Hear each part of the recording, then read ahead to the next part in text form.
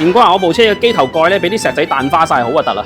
石仔因為比較大力，所以一般咧會將我哋嘅底漆都會打花咗，仲係一粒粒嘅。你見到嗰啲黃色嗰啲就係一粒粒嘅石仔打嘅嗰個窿位，所以我哋要填翻平佢再打磨。好似有啲厚喎，你補啲灰。其實咧，補灰係我哋補完灰之後，仲要去打磨嘅。假如有啲客戶想去到出廠嘅厚度嘅話咧，我哋都可以做到嘅。你可以帶測膜儀過嚟測嘅。彈花幾點啫喎，都要成個頭蓋噴咩？